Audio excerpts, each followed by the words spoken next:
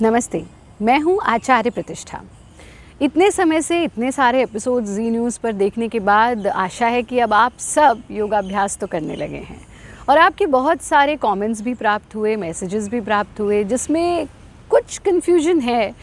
कब योगाभ्यास करें, किस समय करें, भोजन के उपरांत करें, भोजन के पहले करें, कुछ खा करके करें भी कि ना करें, कितनी बार किसी प्रैक्टिस को रिपीट करें, क्या पहन करके करें, यानी योग अभ्यास के डूज़ एंड डोंट्स क्या हैं, योग साधना करने के नियम क्या हैं। तो आज हम उन्हीं पर चर्चा कर रहे हैं क्योंकि ये आपको क्लियर होना चाहिए कि आपको कब योगाभ्यास करना है, कितनी बार करना है, कैसे करना है, क्या पहन कर करना है। यूँ तो कहा गया, खावत पीवत सोवत जागत नेक बिसर नहीं जाए। That means we should be 24 hour yogi. आपका खाना पीना, उठना बैठना, रहन सहन, सोना जगना, सब कुछ योगमय होना चाहिए and you should be a 24 hour yogi. आपको 24 घंटे योगी बनकर रहना चाहिए, योग की अवस्था में रहना चाहिए। लेकिन जब हम अभ्यास की बात करते हैं, ख़ास तौर पर जो हमारे शारीरिक व्यायाम हैं योग के, चाहे आसन हैं, चाहे प्राणायाम हैं, बंध हैं, उनका एक समय निश्चित है। तो आइए जानते हैं कि क्या डूज़ एंड डोंट्स योग के हैं। पहला नियम, योगाभ्यास खाली पेट ही किया जाना चाहिए। या तो आप कंप्लीटली एम्प्टी स्टमक यानी प्रातःकाल उठ करके योगाभ्यास करें, और अगर आप किसी और समय, दिन के किसी और समय योगाभ्यास कर रहे हैं तो आपके मील और आपके अभ्यास के बीच में कम से कम 3 घंटे का गैप होना चाहिए। आपके भोजन और आपके योगाभ्यास के बीच में 3 hours gap must be there. तो अपने भोजन के 3 घंटे उपरांत ही योगाभ्यास करें। दूसरा प्रश्न ये आता है कि अभ्यास किस समय किया जाना चाहिए। तो अभ्यास करने का सर्वोत्तम समय है संध्या काल, और संध्या काल में भी यदि आप प्रातःकाल अभ्यास करते हैं, जब पौ फटती है, रात्रि जा रही है, प्रभात आ रहा है, दिन का शुभारंभ हो रहा है, सूर्य की किरणें पौ फटने लगी है, वो समय योगाभ्यास के लिए सर्वोत्तम होता है। लेकिन जो लोग जिनकी दिनचर्या इस प्रकार की है कि वो सुबह के समय अभ्यास नहीं कर सकते, वो शाम के समय भी अभ्यास कर सकते हैं। सर्वोत्तम समय morning, second option is evening. लेकिन वो लोग जो ना सुबह कर सकते हैं ना इवनिंग कर सकते हैं, वो दिन के किसी भी प्रहर में, किसी भी समय में योगाभ्यास कर सकते हैं, on a condition that your abhyas should be done after minimum 3 hours of your meal. ये हुई आपके समय की कन्फ्यूजन दूर। तीसरा प्रश्न ये पूछा गया कि आचार्य जी, क्या पहन करके योगाभ्यास किया जाना चाहिए। योगाभ्यास हमेशा लूज़ एंड कंफर्टेबल कपड़ों में किया जाना चाहिए। लूज़ का अर्थ ये नहीं कि बहुत ही लूज़ या फिर बहुत ही टाइट कपड़े नहीं होने चाहिए। आप जब योगाभ्यास करें, आप कॉटन के कपड़े पहन करके, आप खादी पहन सकते हैं, आप सूती कपड़ा पहन सकते हैं, लेकिन उसके अलावा कोई भी जो भी अनकंफर्टेबल टाइप ऑफ क्लोथ है वो नहीं होना चाहिए। बहुत टाइट या बहुत ढीले कपड़े भी नहीं होने चाहिए। ख़ास तौर पर जब आप सूर्य की साधना करते हैं, सूर्य नमस्कार करते हैं, या आप मणिपुर चक्र से जुड़ी हुई साधना करते हैं, तो सर्वोत्तम है कि या तो आप बेयर बॉडी यानी अपर हाफ जो है आपके शरीर का वो नग्न अवस्था में हो, तब आप इसका अभ्यास करें, या फिर आप सन कलर्स के कपड़े पहन करके अभ्यास करें, जिस प्रकार के हमने पहने हैं या जितने भी योग से जुड़े लोग हैं वो पहनते हैं, यानी गेरुआ रंग, पीला रंग, ऑरेंज कलर या फिर सफ़ेद रंग, क्योंकि सफ़ेद रंग पर सभी रंगों का प्रभाव चढ़ जाता है।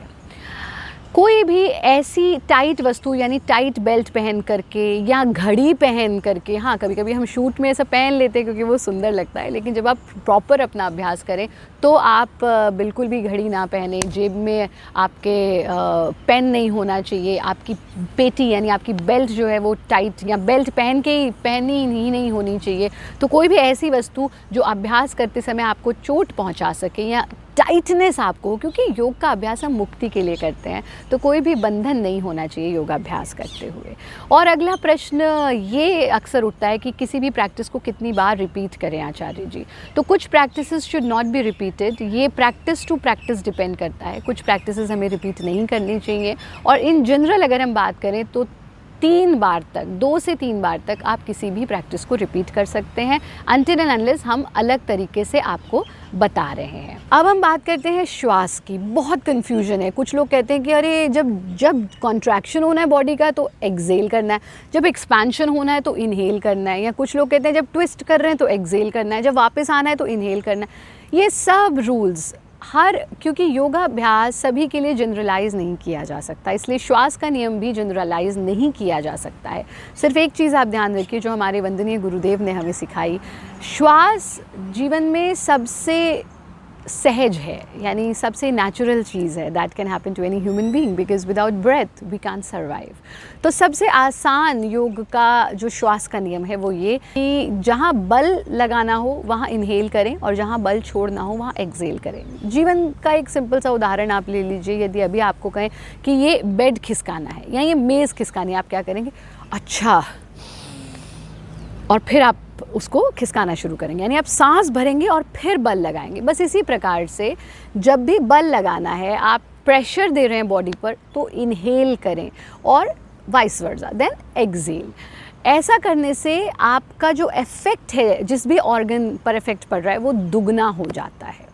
ये कुछ आसान से योग के नियम है। एक बहुत महत्वपूर्ण चीज़ ये है कि एसी कमरे में योगाभ्यास नहीं किया जाना चाहिए। जब आप योगाभ्यास करते हैं तो कोशिश करें कि खुली हवा में योगाभ्यास करें। आप हमारे सारे एपिसोड्स भी देखते हैं, हम स्टूडियो रिकॉर्डिंग से ज़्यादा प्रेफर करते हैं कि हम नेचुरल सराउंडिंग्स से आपके लिए योग के एपिसोड्स लेकर के आएँ, ताकि आपको भी एक मोटिवेशन मिले, क्योंकि योग सबसे नेचुरल चीज़ है और नेचर के साथ, प्रकृति के साथ समय बिता करके आप आधे तो वैसे ही स्वस्थ हो जाते हैं।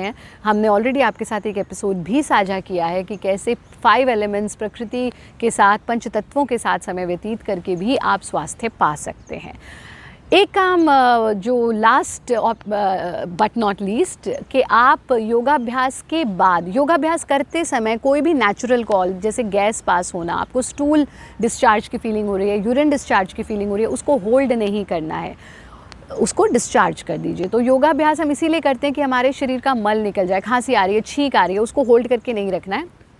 इनफैक्ट अगर ऐसा होता है तो उसको पास हो जाने दें, और योगाभ्यास के तुरंत बाद यूरिन डिस्चार्ज ज़रूर करना चाहिए।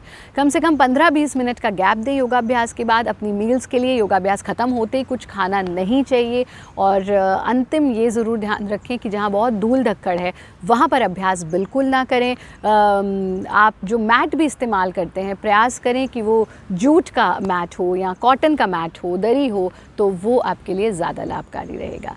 बस ये छोटे छोटे से नियम आप ध्यान रखें योगाभ्यास करने से पहले, और हमारा कार्यक्रम देखते रहें। धन्यवाद। हरिओम।